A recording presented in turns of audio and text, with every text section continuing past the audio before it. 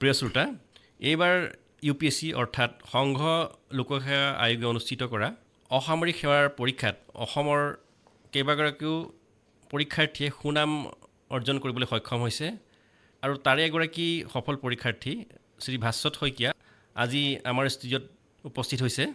তেওঁ নগাঁৱৰ ডিফলুৰ বাসিন্দা আৰু এইবাৰ UPSCত তেওঁ সৰ্বভাৰতীয় পৰ্যায়ত 552 নম্বৰ স্থান লাভ কৰিবলৈ সক্ষম হৈছে। আপোনালৈ অভিনন্দন জনাইছোঁ। ধন্যবাদ। কোৱা হয় UPSC পৰীক্ষা অৰ্থাৎ সংঘ লোকসেৱা আয়োগৰ পৰীক্ষা এটা টান পৰীক্ষা, বহুত কঠিন পৰীক্ষা আৰু এই পৰীক্ষাত পাছ কৰাটো এটা বৃহৎ কৃতিত্ব। এই পৰীক্ষাৰ প্ৰিপেৰেশ্যনৰ সম্পৰ্কে UPSC প্ৰিপেৰেশ্যনৰ সম্পৰ্কে পিছত সুধিম বাৰু। প্ৰথমে আপোনাৰ ঘৰ আৰু আপোনাৰ পঢ়া শুনাৰ বিষয়ে কিছু জনাওক। মই আপুনি যিদৰে কৈছে ডিফলুৰ বাসিন্দা হয় নগাঁৱৰ। মই স্কুলিং গভৰ্ণমেণ্ট বইজৰ পৰাই কৰিলোঁ ক্লাছ 10লৈকে। তাৰপিছত ক্লাছ 10ত মই ৰেংক পাইছিলোঁ। তাৰপিছত আৰ্মি পাব্লিক স্কুল নাৰেংগীত গ'লোঁ, ক্লাছ 11-12 তাৰ পৰা কৰিলোঁ। তাৰপিছত IIT গুৱাহাটীৰ পৰা BTech কৰিলোঁ চিভিল ইঞ্জিনিয়াৰিঙত। তাৰপিছত চিটি গ্ৰুপত চাকৰি কৰিছিলোঁ as a software developer for 3 years around. Then PhD কৰিবৰ কাৰণে TIFRত পালোঁ, GS ক্লিয়াৰ কৰি পেলাই। But due to sudden change of heart মই UPSC ফালে আহিলোঁ। এণ্ড এৰাউণ্ড 2021 অগষ্ট মানৰ পৰা মই এইটো ফিল্ডতে লাগি আছোঁ। লাষ্ট ইয়েৰ 2022ত মই ইণ্ডিয়ান ফৰেষ্ট ছাৰ্ভিচত চিলেক্ট হ'লোঁ। এণ্ড দেন এইবাৰ আপুনি যিদৰে কৈছে 552 স্থান পাই পেলাই মই UPSC CSE ক্লিয়াৰ কৰিবলৈ সক্ষম। জীৱনৰ যিটো প্ৰথম চোৱা কাল আপুনি কি মাধ্যমত পঢ়া শুনা কৰিছিলে? মই ক্লাছ 10লৈকে সম্পূৰ্ণ অসমীয়া মাধ্যমতে পঢ়া শুনা কৰা হয়। তাৰপিছত 11-12ৰ পৰা ইংলিছ মিডিয়ামলৈ চিফ্ট হৈছে। আৰু এই সম্বন্ধে প্ৰায় সমাজত মানে এটা আলোচনা হয়, ইংৰাজী মাধ্যম নে অসমীয়া মাধ্যম। কিন্তু মাধ্যমে আপোনাৰ যিটো পঢ়া শুনা, ধৰক আপোনাৰ ক্লাছ 10লৈকে পঢ়া শুনা আপুনি অসমীয়া মাধ্যমত পঢ়ি নগাঁও চৰকাৰী বালক বিদ্যালয়ৰ পৰা স্থান লাভো কৰিছে। হয়, 10 সংখ্যক স্থান লাভ কৰিছিলে আপুনি। কিবা অসুবিধা হৈছিল নেকি আপুনি? পিছৰ পৰ্যায়ত আপুনি বিজ্ঞানো পঢ়িছে। নাই তেনেকৈ অসুবিধা একো হোৱা নাই। ইয়াতে এটা সৰু কথা কওঁ, যেতিয়া মই আৰ্মি পাব্লিক স্কুললৈ নতুনকৈ গৈছিলোঁ তেতিয়া প্ৰথম দুমাহমান অকণমান হৈছিলে অসুবিধা, একেবাৰে নোহোৱা নহয়। তেতিয়া আপুনি ইংৰাজী মাধ্যমলৈ গুচি গ'ল? তেতিয়া ইংৰাজী মাধ্যমলৈ গৈছিলোঁ, হয়। তেতিয়া মানে কি হৈছিলে, মই প্ৰথম দুমাহমান মানে পঢ়িলে মই ইংলিছ বুজি পাইছিলোঁ তেতিয়াও। ৱৰ্ডছটো ইমান বেছি ভাল নাছিলে, বাট ৰিলেটিভলি বুজি পাইছিলোঁ। গ্ৰামাৰ ৱাজ গুড, কাৰণ গ্ৰামাৰটো ভালকৈ পঢ়োৱা হৈছিলে। তাৰপিছতে কি প্ৰথমতে মানে স্প'কেন ইংলিছত ইমান বেছি মানে এক্সপ'জাৰ নাছিলে, সেইটো কাৰণে বুজি পোৱা নাছিলোঁ। যে মানে ক্লাছবোৰ চলি আছে, ময়ো এনেকৈ ভেবা লাগি চাই থাকোঁ আৰু কিবাটো হৈ আছে, ঠিকে আছে। তাৰপিছত কিন্তু এনেকুৱা হয় যে আপুনি মানে যদি কয় ন, জোৰকৈ যদি পানীত কাৰোবাক মানে দলিয়াই দিয়ে, এটা টাইমত সাঁতুৰিবলৈ শিকিয়ে লয় যদি ডুবি নাযায়। মোৰ লগতো তেনেকুৱাই হ'ল যে 1.5-2 মাহত মানে মোটামুটি কেটছ কৰা আৰম্ভ কৰিলোঁ। তাৰপিছত লাহে লাহে মানুহৰ লগত ইণ্টাৰেক্ট কৰি ইংলিছত, বা পিছতো বহুতখিনি হলিউডৰ মুভি বেক টু বেক চাই ইংলিছটো মোটামুটি ঠিক হৈ গ'ল। মানে অকণমান এফৰ্ট নিজৰ পৰা দিবলগীয়া হৈছে, কিন্তু কেতিয়াও মানে এইটো চেলেঞ্জ অহা নাই। মানে কেতিয়াও এনেকুৱা হোৱা নাই যে সেইটো কাৰণে মই ক'ৰবাত পিছ পৰি ল'লোঁ, কিবা টান হৈছে বা তেনেকুৱা ধৰণৰ কোনো অসুবিধাৰ সন্মুখীন হোৱা নাই মই। আৰু বাকী মোৰ মতে অসমীয়া মাধ্যমত যদি পঢ়োঁ আমি সৰু কালচোৱা, স্পেচিয়েলি প্ৰাইমেৰী এডুকেশ্যন, সেইটো বহুতকেইটা ৰিচাৰ্চত দেখাইছে যে এইটো মানে কগনিটিভ ডেভেলপমেণ্টৰ কাৰণে বহুত ইম্পৰ্টেণ্ট হয়। মানে কি হয়, আপুনি মাতৃভাষাত যেতিয়া মানে লজিকেল বস্তুখিনিও পঢ়ে, তেতিয়া ব্ৰেইনৰ নিউৰেল কানেকশ্যনবোৰ আৰু বেছি ষ্ট্ৰং হয়।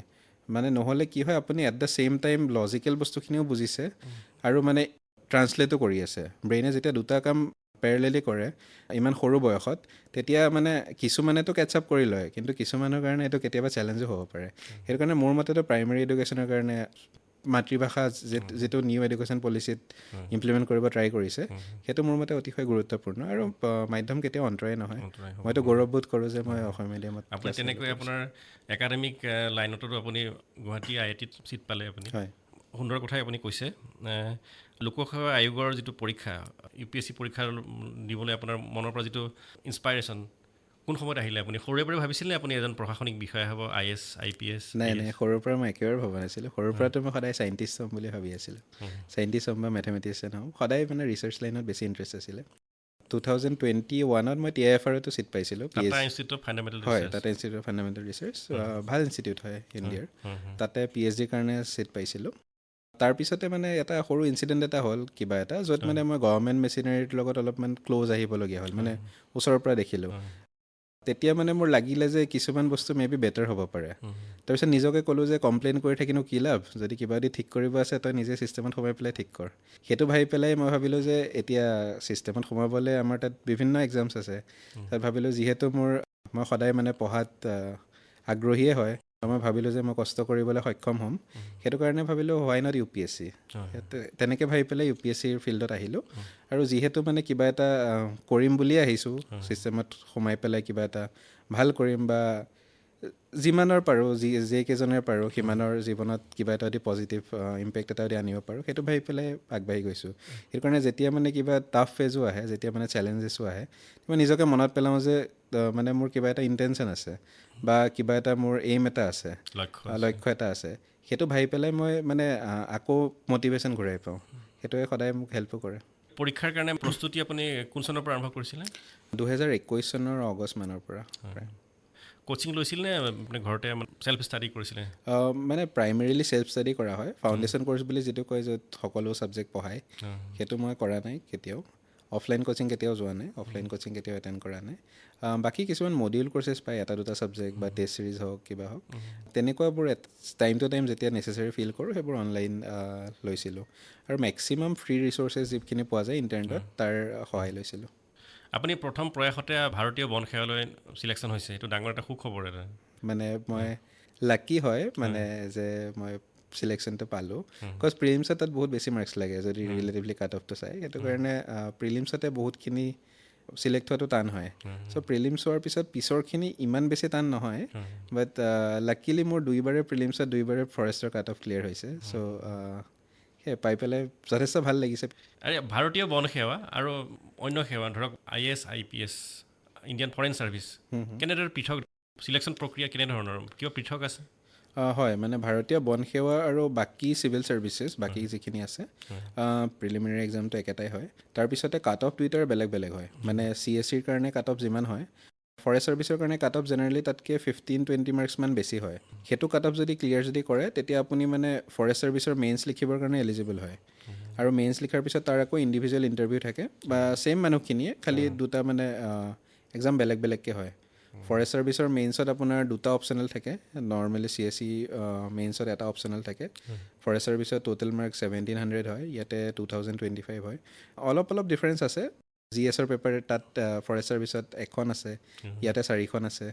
তাত ইংলিছখন মানে মাৰ্কছ কাউণ্ট হয় ফৰেষ্ট ছাৰ্ভিচত, CSCত অকল পাছ কৰিব লাগে। আৰু বাকী ফৰেষ্ট ছাৰ্ভিচত টেকনিকেল বেকগ্ৰাউণ্ডৰ মানুহখিনিকে এলাউ কৰে। ভাৰতীয় বন সেৱাৰ কাৰণে যদি কোনোবাই প্ৰশিক্ষাৰ্থীয়ে এপ্লাই কৰিব বিচাৰে, তেওঁ বিজ্ঞানৰ ছাত্ৰ নাইবা টেকনিকেল লাইনৰ ছাত্ৰ হ'ব লাগিব? হয়, বিজ্ঞান বা টেকনিকেল লাইনৰ ছাত্ৰ হ'ব লাগিব। আৰ্টছৰ নাইবা হিউমেনিটিজৰ বেকগ্ৰাউণ্ডৰ ল'ৰা ছোৱালীয়ে মানে কৰিব নোৱাৰে। আই থিংক কিছুমান এক্সেপশ্যন আছে, যদি মানে মেথছ লৈ পেলাই লগত ৰাখি পেলাই BA কৰিছে, বহুতে তেনেকৈও কৰে। তাতো কিছুমান কোনোবা এটা ছাবজেক্ট কম্বাইনেশ্যন ল'ব নোৱাৰে। কিছুমান মানে চিমিলাৰ ছাবজেক্ট এলাউ নকৰে, মানে এগ্ৰিকালচাৰ আৰু ফৰেষ্ট্ৰি মে বি এলাউ নকৰিব তেনেকুৱা, বা মেথছ আৰু ষ্টেটিষ্টিক্স একেলগে এলাউ নকৰিব। মানে এনেকুৱা হয় যে তেতিয়া দুটা বেলেগ অপশ্যনেল পঢ়াৰ নিচিনা নহয়। মানে তেওঁলোকে ভাবে যে ল'ৰাটো বা ছোৱালীজনীয়ে মে বি এইখিনি বস্তু ভালকৈ জানে, এটা ছাবজেক্টৰ নিচিনাই হৈ গ'ল। সেইটো কাৰণে মানে দে মেক চিয়ৰ যে দুটা আপুনি বেলেগ বেলেগ ধৰণৰ ছাবজেক্ট লৈ পেলাই তাতো মানে সিমানখিনি দক্ষতা আছে আপোনাৰ। এতিয়া মই মূল প্ৰসংগলৈ আহিলোঁ। অসামৰিক সেৱা, কেন্দ্ৰীয় অসামৰিক সেৱাৰ পৰীক্ষাবিলাকৰ ক্ষেত্ৰত কেইটা পৰ্যায় থাকে? 3টা পৰ্যায় থাকে, প্ৰিলিমছ, মেইনছ আৰু ইণ্টাৰভিউ ষ্টেজ হয়। কেনেধৰণৰ হয়? প্ৰথমে প্ৰাৰম্ভিক পৰ্যায়লৈ আহিছে। প্ৰিলিমছটোতো আপোনাৰ প্ৰাৰম্ভিক পৰ্যায়ত MCQ হয়, মানে মাল্টিপল চইচ কুৱেশ্যনছ। এটা প্ৰশ্নত বহুতকেইটা চইচেছ দিয়া থাকে, আপুনি তাৰ ভিতৰত শুদ্ধ অপশ্যনটো টিক কৰিব লাগে। সেইটোত মানে আপোনাৰ মেমৰিজ কথা যদি মই কওঁ, আমাৰ দুটা ধৰণৰ মেমৰি থাকে।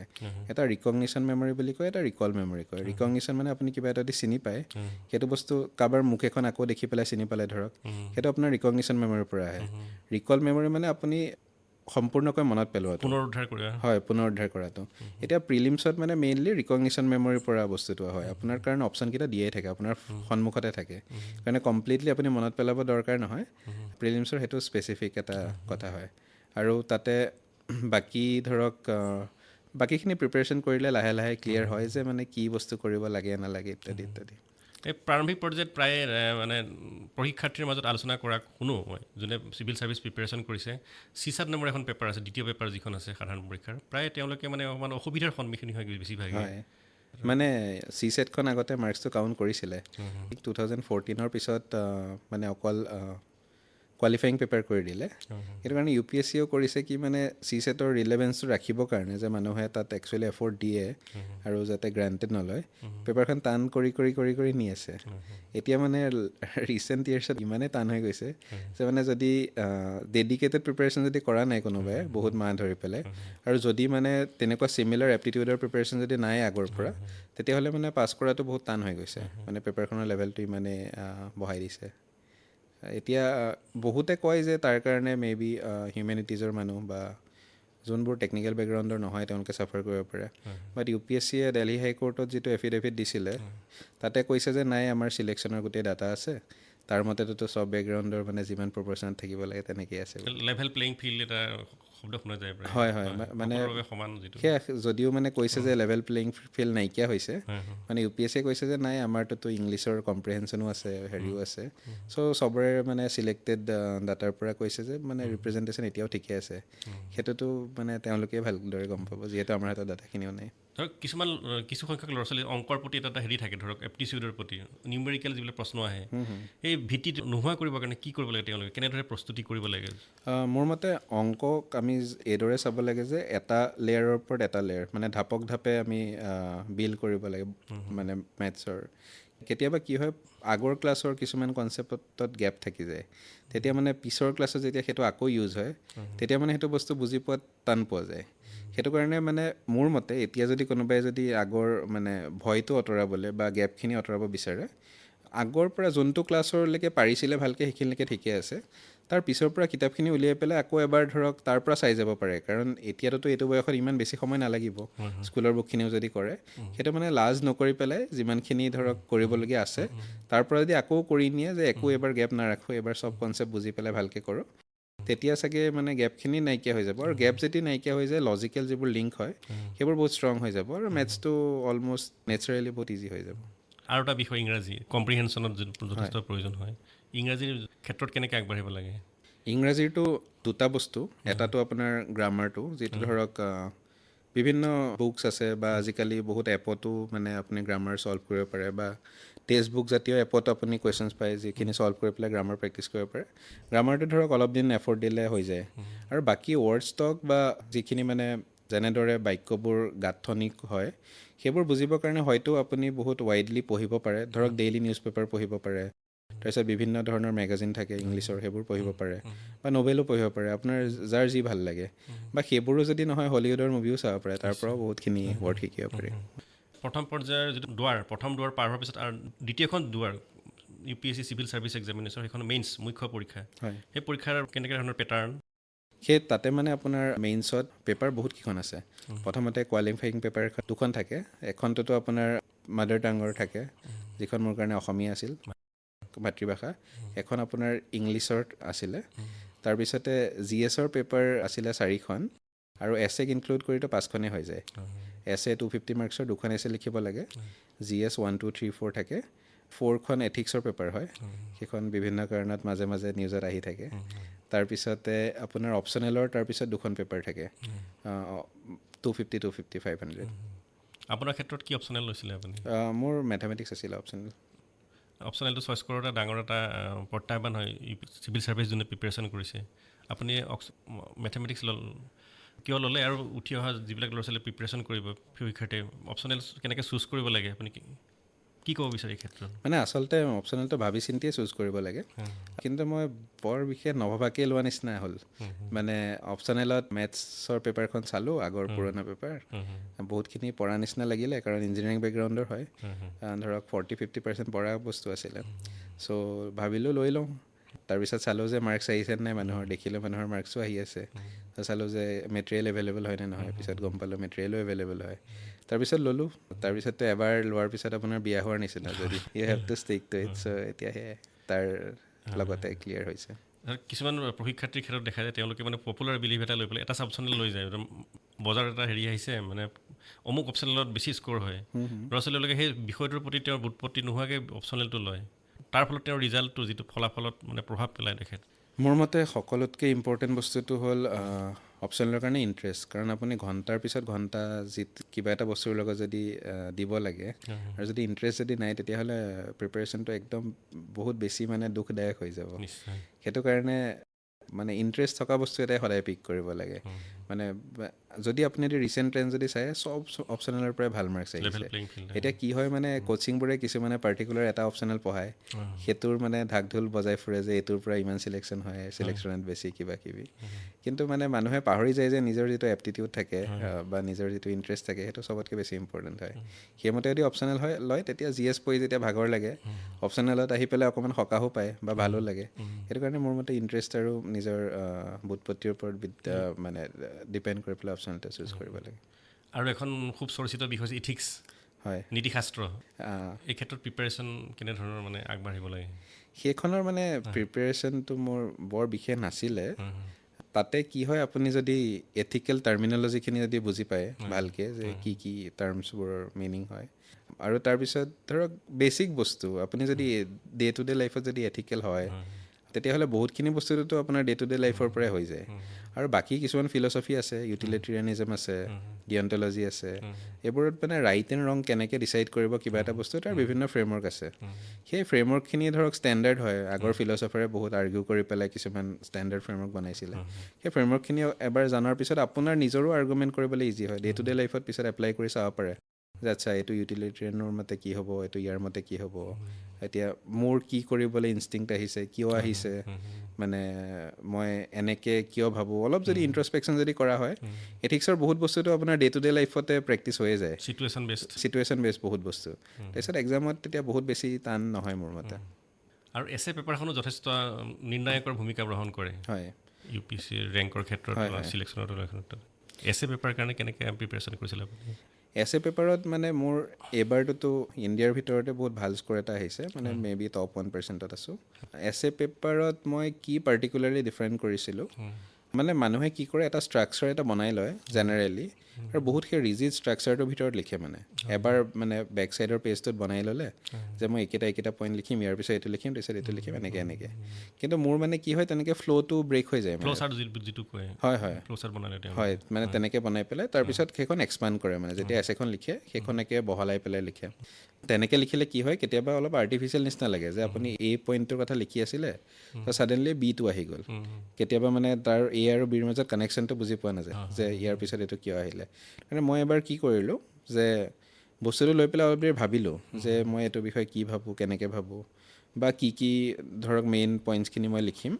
তাৰপিছত মই ৰিজিড ষ্ট্ৰাকচাৰ এটা ফ'ল' নকৰি, যে ইয়াৰ পিছত এইটোৱে লিখিব লাগিব, এনেকৈ লিখিব লাগিব, মই মানে ফ্ৰী ফ্ল'য়িংভাৱে লিখি মানে গৈছিলোঁ। চিন্তাৰ মানে যিটো ফ্ল' আহিছে হয়, আপোনাৰ চিন্তাৰ যিটো ফ্ল' আহিছে, মই সেইমতে লিখি গৈছিলোঁ।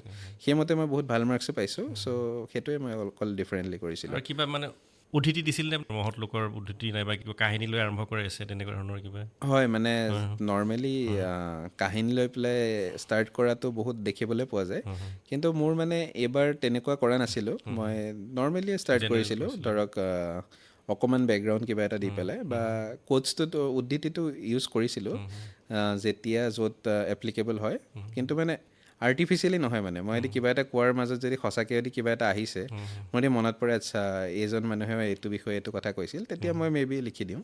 কিন্তু মানে এনেকুৱা নহয় যে মানে এইটো মই ইয়াত লিখিব লাগিব বুলি মই ধৰক আৰ্টিফিচিয়েলি লৈ অহা, সেইটো কাম নকৰিছিলোঁ। যিটো মানে ৰেচনেল হয়, যিটো হয়, হয়, যুক্তিপূৰ্ণভাৱে আপুনি হয়, লিখিছিলে। যুক্তিপূৰ্ণভাৱে যোনখিনি জেগাত আহে। GS পেপাৰ কেইখনৰ ক্ষেত্ৰত আপোনাৰ ষ্ট্ৰেটেজি কি আছিল? GS পেপাৰৰ ক্ষেত্ৰততো এইবাৰ মানে কি হ'ল, মোৰ ফৰেষ্ট ছাৰ্ভিচৰ ৰিজাল্ট দিয়াৰ পিছত ৰিজাল্ট চেলিব্ৰেশ্যন কৰি মেলি পেলাই মানে মোৰ 40 দিনমান এফালে গ'লগৈ। প্ৰিলিমছ আৰু মেইনছৰ মাজত 90-100 ডেজমান থাকে। খুব কম। সেইটো কাৰণে মানে মোৰ হাতত সময় এবাৰ বহুত কম আছিলে। কাৰণে GS মই যদিও বিচাৰিছিলোঁ যে গোটেইখিনি বহুত ভালকৈ পঢ়োঁ, কিন্তু সিমানখিনি পচিবল নহ'ল। সেইটো কাৰণে মই কি কৰিলোঁ, যে বেয়াৰ মিনিমাম চব টপিকৰ ওপৰত 2 পেজ 3 পেজৰ তেনেকৈ নোটছ বনালোঁ। তাৰপিছত টেষ্ট ছিৰিজৰ কুৱেশ্যন অলপমান চালোঁ। তাৰপিছত UPSCৰ PYQ অলপ লৈ পেলাই ব্ৰেইন ষ্টৰ্ম কৰিলোঁ। মোটামুটি সিমানখিনি কৰোঁতে দেখোন সময়টো গ'লেই, ইমান বেছি সময় নাপাইছিলোঁ। ছ' GSৰ খুব কম সময় পোৱা যায়। হয়, হয়। UPSC প্ৰিপেৰেশ্যনৰ ক্ষেত্ৰত কেণ্ডিডেটৰ মাজত, বিশেষ অসমৰ ক্ষেত্ৰত এনেকুৱা ভাৱ এটা থাকে, আমি বহুত মানে অল ৰাউণ্ড টপাৰ্ছ হ'ব লাগিব নেকি, জীৱনত গোটেই ফাৰ্ষ্ট ডিভিজন নাইবা মেট্ৰিকত ষ্টেণ্ড, হায়াৰ ছেকেণ্ডেৰী ষ্টেণ্ড এনেকৈ পালেহে আমি প্ৰিপেৰেশ্যন কৰিব পাৰিম, পৰীক্ষাত বহিব পাৰিম, এনে কিবা আছে নেকি কনচেপ্ট? নাই, UPSCটো তেনেকুৱা একো নাই। প্ৰিপেৰেশ্যন ফেজত বহুত বেকগ্ৰাউণ্ডৰ মানুহ লগ পাইছোঁ, ডাইভাৰ্ছ বেকগ্ৰাউণ্ডৰ, আৰু সকলোকে ক্লিয়াৰ কৰাও দেখিছোঁ, মানে চব বেকগ্ৰাউণ্ডৰ মানুহক ক্লিয়াৰ কৰাও দেখিছোঁ। সেইটো কাৰণে মই নাভাবোঁ যে তেনেকুৱা কিবা আছে।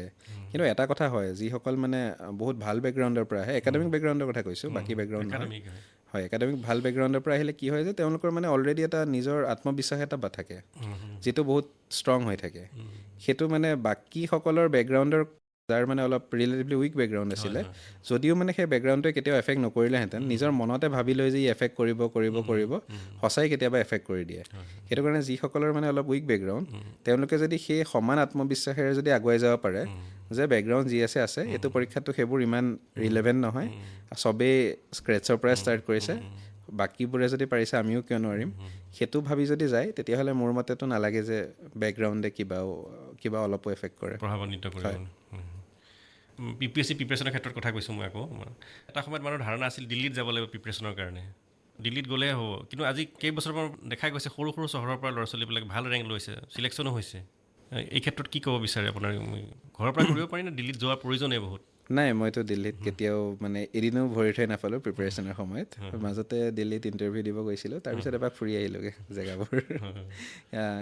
মোৰ মতে কি হ'ল, ক'ভিডৰ সময়ত বহুত ৰিচ'ৰ্চেছ অনলাইন এভেইলেবল হৈ গ'ল, কাৰণ মানুহবোৰ ঘৰত চব লগ হৈ গৈছিলে আৰু অফলাইন কোচিং পচিবল নাছিলে। সেইটো সময়তে মানে ইণ্টাৰনেটত অনলাইন ৰিচ'ৰ্চেৰে ভৰি পৰিলে, বহুত বেছিকৈ আহি গ'ল। সেইটো কাৰণে আজিকালিতো মোৰ মতে যোৱাৰ দৰকাৰ নাই। আগতে মানে এটা ডাঙৰ বেৰিয়াৰ আছিলে, ৰিচ'ৰ্চ মানে তাত যিখিনি এভেইলেবল হয়, বাকীবোৰ জেগাত সৰু সৰু জেগাবোৰত পোৱা নগৈছিলে। বা অফলাইন কিবা এটা হ'লেও আপুনি আজি অৰ্ডাৰ দিলে, আহি পাওঁতে আপোনাৰ 17 দিন লাগিলে, 17 দিনত আপুনি পাহৰিয়ে গ'ল যে অৰ্ডাৰ কিয় কৰিছিলে। সেই বহুত ধৰণৰ মানে কষ্ট হৈছিলে আগতে, বেৰিয়াৰ আছিলে। এতিয়া মানে ক'ভিডৰ কাৰণে সেই বেৰিয়াৰবোৰ ভাঙি গ'ল। মানে অনলাইন বস্তুবোৰতো আপোনাৰ তাতো যিমান সময়ত পায়, ইয়াতো সমান সময়তে পাব। সেইটো কাৰণে বস্তুখিনি মানে যথেষ্ট ইজি হৈ গ'ল। খালি এতিয়া এইটো হ'ল যে মানে ৰিচ'ৰ্চেছ ইমান বাঢ়ি গ'ল যে ডিচিপ্লিন যদি নহয়, আপুনি মানে ভুল পথে যোৱাৰো বহুত চান্স থাকে। সেইটো কাৰণে মানে গাইডেঞ্চ যদি আছে আপোনাৰ তাত অলপ মানুহ, তেতিয়াহ'লে ঘৰত থাকি আৰামত প্ৰিপেৰেশ্যনটো কৰিব পাৰে। আপোনাৰ যিটো মানে যাত্ৰা, আপোনাৰ যাত্ৰাটোত আমাৰ পিতৃ মাতৃৰ বন্ধু ভূমিকা কেনেধৰণৰ আছিল? যথেষ্ট ভূমিকা আছিল। মা দেউতাহঁতে সদায় ঘৰত এটা ছাপৰ্ট ছিষ্টেম এটা আছিলে, যিমানে যি নহওক। মানে কেতিয়াবা টেষ্টত কম মাৰ্কছ পালে বা খোৱা বোৱাৰ ফালৰ পৰাও বা সকলো ফালৰ পৰা তেওঁলোক সদায়ে ছাপৰ্টিভ আছিলে। কেতিয়াও মোক নকয়ও যে তই এইটো ৰিজাল্ট কৰিব লাগিব, এইটো পাব লাগিব, এইটো মানে দে অলৱেজ বিলিভড ইন মি। মানে সদায়ে লাগিছিল, মানে ভাবিছিলে যে পাৰিবই, কিবা এটা লাগি আছে, লাগি থাকক যেনেকৈ লাগি আছে। চ' মাহঁতৰ ফালৰ পৰা আনকণ্ডিশ্যনেল ছাপৰ্ট আছিলে। ফ্ৰেণ্ডছৰো যথেষ্ট ভূমিকা আছিলে। মানে মই আৰু মোৰ বান্ধৱী এগৰাকী আৰু এজন দুজন তেনেকুৱা আমাৰ এটা ষ্টাডি গ্ৰুপ এটা আছিলে। তাতো আমি ধৰক আনচাৰ লিখি পেলাই ডিছকাছ কৰোঁ যে কোনে কি পইণ্ট লিখিছে, কোনে কি পইণ্ট লিখা নাই। তাৰ পৰাও যথেষ্টখিনি হেল্প হ'ল মানে ফ্ৰেণ্ডছৰ পৰা। বাকী আপোনাৰ কোনোবা এটা সময়ত ডাউন ফিল হয়, কজ বহুত বেছি প্ৰিপেৰেশ্যনৰ মানে পঢ়াই হয়, বাহিৰৰ লগত কাট অফ নাথাকে। তেতিয়াও মানে ক্ল'জ ফ্ৰেণ্ডবোৰে বহুত চিয়েৰ আপ কৰে বা বহুতখিনি মটিভেশ্যন বঢ়ায়, সেইফালৰ পৰাও হেল্প আছিল। এক্সটেণ্ডেড ফেমিলি যথেষ্ট হেল্প কৰিলে। মানে ধৰক মই এক্সাম দিবলৈ গুৱাহাটীত যাওঁ, খুৰা খুৰীহঁতৰ তাত থাকোঁ, বা বাকী এক্সটেণ্ডেড ফেমিলিও সদায় মানে পাৰিবা তুমি কৰি থাকা, তেনেকুৱা আছিলে। তাৰ বাদেতো মই মানে ভগৱানক বিশ্বাস কৰোঁ। চ' মোৰতো লাগে যে মানে ক্ৰেডিট চব বস্তুৰেতো ফাৰ্ষ্ট ক্ৰেডিটটো সদায় মই ভগৱানকে দিব বিচাৰোঁ। কাৰণ মানে কোনোবা টাইমত এনেকুৱা হয় যে আপোনাৰ যদি ফেইথ নাথাকে, তেতিয়াহ'লে বহুত কষ্ট হৈ যায় পাৰ্চনেলি, বাট চবৰে নিজৰ নিজৰ থাকে। মোৰ কাৰণে মানে ফেইথ বহুত ইম্পৰ্টেণ্ট হয়। চ' ফাৰ্ষ্ট ক্ৰেডিটটো মই ভগৱানকে দিব বিচাৰোঁ। পঢ়া শুনাৰ আপুনি টাইম টেবুল বান্ধি লৈছিল নেকি? আপুনি ইমান ঘণ্টা পঢ়িম, ৰাতিপুৱা GS পঢ়িম, সন্ধিয়া অপশ্যনেল পঢ়িম, এনেকুৱা ধৰণৰ কিবা? মানে UPSC প্ৰিপেৰেশ্যনৰ আগতে মই মানে বহুতকেইটা কম্পিটিটিভ এক্সাম দিছোঁ আগতেও। সেই গোটেইখিনি প্ৰচেছত চাগে মই এতিয়ালৈকে 100 বাৰমান টাইম টেবুল বনালোঁ, 100 বাৰমান মানে ৰিয়েলাইজ কৰিলোঁ যে নহ'ব মোৰ দ্বাৰা। সেইটো কাৰণে UPSC প্ৰিপেৰেশ্যনত মই ট্ৰাইও কৰা নাই এবাৰো যে টাইম টেবুল দি পেলাই মই কৰিব পাৰিম। মানে মোৰ এনেকুৱা হয়, কিবা এটা বস্তু ধৰক পঢ়ি আছোঁ, ইণ্টাৰেষ্ট আহিলে, এতিয়া এঘণ্টা হ'ল বুলি মানে সেইটো এৰি থৈ পেলাই বেলেগ এটা যাব মন নাযায়। আৰু গ'লে মানে কি হয়, ফ্ল'টো ব্ৰেক হৈ যায়। কিবা এটা ফ্ল'ত মই পঢ়ি আছোঁ, সেইটো কাৰণে মানে টাইম টেবুল সেইটো কাৰণে মোৰ কেছত ৱৰ্ক নকৰে। মই তাৰ সলনি কি কৰোঁ যে মই সপ্তাহটোৰ অন্তত দেওবাৰে মানে মই নপঢ়োঁ, মানে দেওবাৰে দিনটো ব্ৰেক ৰাখোঁ সদায়। দেওবাৰটো মানে ভাবি থাকোঁ কি হ'ল এইটো সপ্তাহত, নেক্সট সপ্তাহত কি কৰিম। মানে অকণমান ৰিফ্লেকশ্যন কৰিলে মানে আপোনাৰ ট্ৰেকটোৰ পৰা আঁতৰি নাযায়। আৰু বাকী মই সপ্তাহটো ফ্ৰী ৰাখোঁ যে মানে কেনেকৈ যেনেকৈ মন যায় মানে ব্ৰড আউটলাইন এটা থাকিব যে এইকেইটা ছাবজেক্ট মে বি পঢ়িম বাকী তাতকৈ বেছি মানে এইটো ছাবজেক্ট ইমান সময় এইটো ছাবজেক্ট সিমানলৈকে নগৈছিলোঁ কাৰণ সেইটো ৰুটিন কি হয় মানে আপোনাৰ বনাই যদি ষ্টিক কৰিব পাৰে বহুত ভাল হয় কাৰণ হাই পাৰফৰ্মিং এথলিটক চাওক বা যিকোনো টপ পাৰফৰ্মাৰক চাওক বহুতে ৰুটিনৰ সহায় লয় আৰু বহুত হেল্পফুল হয় কিন্তু মানে মোৰ নিচিনা মই মানে নিজকে ইমান বেছি ডিচিপ্লিন বুলিও নাভাবোঁ সেই তেতিয়া কি হয় মানে এবাৰ দুবাৰ ভাগিলে পিছত মনটো বেয়া লাগে যে এই দিনটো দেখোন একো নহ'লেই সেই মানে মই নিজৰ মানে পজিটিভ মমেণ্টামটো কণ্টিনিউ কৰিবৰ কাৰণেই মানে নবনাইছিলোঁ বনালেহে ভাগিব যদি নবনাওঁ ক'ৰ পৰানো ভাগিব মানে নিজৰ সুবিধা অনুযায়ী আপুনি পঢ়া শুনা হয় হয় কৰিছিলে আৰু UPSC প্ৰিপেৰেশ্যনৰ দীঘলীয়া পৰ্যায় এটা আৰু ইয়াত কাৰেণ্ট এফেয়াৰ্ছ যিটো আছে মানে বহুত গুৰুত্বপূৰ্ণ হয় বিষয়টো কাৰেণ্ট এফেয়াৰটো আপোনাৰ চকু কাণ যদি খোলা থাকে মানুহৰ মানে নিউজটো কোনোবা নহয় কোনোবা ফালৰ পৰা আহিয়ে যায় মোৰ ফোনতো মানে ছাইডলৈ চুৱাইপ কৰিলে গুগল ফিডত আপোনাৰ গোটেই গুগল নিউজে ভৰি থাকে তাৰপিছত ইউটিউবত যদি যাওঁ মানে ইমানেই বেছি নিউজ বা এনেকুৱা UPSC ৰিলেটেড আইটেম কনজিউম কৰা হয় যে ইউটিউবৰ ছাজেশ্যন পেজটোতো প্ৰথমতে নিউজে ওলায় তাৰপিছতে তাৰ বাদেও ধৰক কোচিং মেটেৰিয়েল থাকে নিউজ পেপাৰো কেতিয়াবা পঢ়া হয় যেতিয়া লাগে মানে কি হয় এগেইন মই জাষ্ট কৈছিলোঁ যে মই ইমান বেছি ডিচিপ্লিন নহয় চ' নিউজ পেপাৰ মই ট্ৰাই কৰোঁ ডেইলি পঢ়িবৰ কাৰণে কিন্তু মানে আগতে নিউজ পেপাৰ পঢ়িছিলোঁ যেতিয়া UPSCৰ কাৰণে প্ৰিপেৰেশ্যন কৰা নাছিলোঁ কাৰণ তেতিয়া ওপৰে পঢ়ি পেলাই খুব ভাল লাগিছিল এতিয়া যেতিয়া ডিটেইলছত পঢ়িবলগীয়া হ'ল এতিয়া মানে মাজে মাজে থাকি যায় কাৰণ মানে বহুত বেছি বাল্কি হৈ যায় বাল্কি হৈ যায় কোনোবা সময়ত কাৰণ বিভিন্ন ধৰণৰ অলৰেডি বাকী পঢ়িবলগীয়াও থাকে চ' মানে নিউজ পেপাৰ কেতিয়াবা টাইম টু টাইম আছিলে কিন্তু চেঞ্চ মানে গুগল নিউজ বা ইউটিউবৰ ছাজেশ্যনত বা কোচিং মেটেৰিয়েলত ক'ৰবাত নহয় ক'ৰবাত ধৰক নিউজখিনি আহিয়ে যায় চ' মই নাভাবোঁ যে কিবা তেনেকৈ ডাঙৰ ইছ্যু মিছ হৈছিলে বাট তেনেকৈ কৰিছিলোঁ মানে অলপ হেফাজাৰ্ড আছিলে বাট চামহাও কভাৰ হৈছিলে গোটেইখিনি UPSCৰ তৃতীয় যিটো আপোনাৰ ঢাপ আছে সাক্ষাৎকাৰ অৰ্থাৎ পাৰ্চনেলিটি পৰীক্ষা এই ক্ষেত্ৰত আপুনি কেনেকৈ প্ৰিপেৰেশ্যন কৰিছিলে সাধাৰণতে প্ৰিপেৰেশ্যন কৰাটো নহয়েই আপোনাৰ কেনেকৈ পৰীক্ষাৰ কাৰণে আপুনি পাৰ্চনেলিটিৰ কাৰণে নিজকে কেনেকৈ প্ৰস্তুতি কৰিছিলে মানে মোৰ ক্ষেত্ৰত কি হ'ল যে ইণ্টাৰভিউটো বহুত সোনকালে হ'ল মানে 2 জানুৱাৰীৰ পৰা ষ্টাৰ্ট হৈছিলে মোৰ 17 জানুৱাৰীত পৰিছিলে ইণ্টাৰভিউ কাৰণে বিশেষটোতো প্ৰিপেয়াৰ কৰিব সময়ো নাপালোঁ এইকেইদিন কি কৰিলোঁ আমাৰ ডিটেইল এপ্লিকেশ্যন ফৰ্ম এখন থাকে ডেফ বুলি তাতে আপোনাৰ ধৰক গোটেইখিনি নিজৰ বিষয়ে বা হবিজ এণ্ড অল মেনশ্যন থাকে বেকগ্ৰাউণ্ড মই তাৰ ওপৰতে মোৰ লগৰবোৰক কৈছিলোঁ যে যিমান পাৰোঁ তাৰ ওপৰত মোক কুৱেশ্যন সোধ তাৰপিছত মই এনচাৰ কৰিব ট্ৰাই কৰোঁ চ' ফোনতে অ'ভাৰ ফোন যিমানখিনি পৰা গ'ল প্ৰিপেয়াৰ কৰিলোঁ তাৰপিছত কিছুমান ইউটিউবত বিভিন্ন মক ইণ্টাৰভিউ ফ্ৰীলি এভেইলেবল থাকে সেইবোৰো চালোঁ অলপ চলপ আৰু অলপমান এটা দুটামান মক দিলোঁ মানে দিল্লী ইণ্টাৰভিউৰ মই এসপ্তাহমান আগত গৈছিলোঁ চ' তাতে দুটামান কোচিঙত ধৰক মক দিলোঁ দুটামানে মক দিছিলোঁ আৰু সিমানেই প্ৰিপেৰেশ্যন বিশেষ নাছিলে কাৰণ সময় নাপালোঁ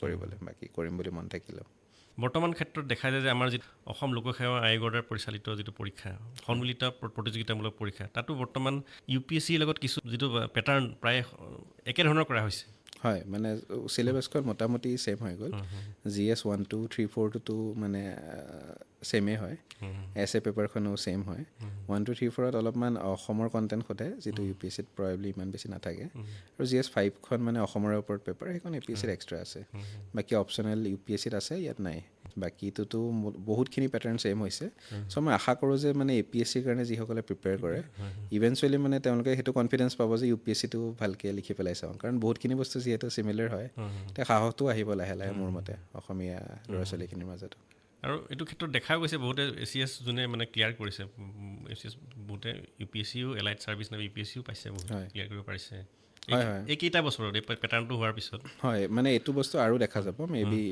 ইনকামিং লাইক নেক্সট কেইবছৰমানত আমি চাগে এইটো পেটাৰ্ণ আৰু বহুত বেছিকৈ দেখা পাম খুব এটা ভাল পদক্ষেপ বুলি ভাবোঁ হয় ময়ো ভাবোঁ যে এইটো এটা খুব ভাল পদক্ষেপ হৈছে কেৱল মানে অপশ্যনেলটো যিহেতু মানে এজেগাত আছে এজেগাত নাই সেইটো মানে অলপ এক্সট্ৰা কৰিবলগীয়া হ'ব মানে বিভিন্ন কাৰণবশতঃ APSCত উঠাই দিলে অপশ্যনেলটো বাকী ধৰক GSত যথেষ্টখিনি সহায় হ'ব মানে ইয়াত প্ৰিপেয়াৰ কৰাখিনি UPSCৰ কাৰণেও আমাৰ যিহেতু অনুষ্ঠান সামৰিব লাগিব শেষত উঠি অহা প্ৰজন্মক এই কম্পিটিটিভ পৰীক্ষাৰ কাৰণে নাইবা UPSCৰ নিচিনা পৰীক্ষাৰ কাৰণে আগবাঢ়িবলৈ কেনেদৰে আপুনি বাৰ্তা প্ৰেৰণ কৰিব বিচাৰে মই একেবাৰে কেইটামান কথাই ক'ম যে মানে সপোন দেখিব লাগে আৰু বহুত ডাঙৰ সপোন দেখিব লাগে মানে সপোন দেখোঁতে মানে মোৰ বেকগ্ৰাউণ্ড কেনেকুৱা হয় ফাইনেন্সিয়েল কণ্ডিশ্যন কেনেকুৱা হয় সেইবোৰ চাই পেলাই সপোন দেখিব নালাগে যিমান ডাঙৰ পৰা হ'ব পাৰি সিমান ডাঙৰ সপোন দেখিব লাগে মোৰ মতে যেতিয়া বহুত ডাঙৰ সপোন দেখে তেতিয়া কিবা নহয় কিবা এটা মানুহে সদায় কৰি লয়গৈ আৰু ছেকেণ্ড কথা মানে হাৰ মানিব নালাগে 10 বাৰ যদি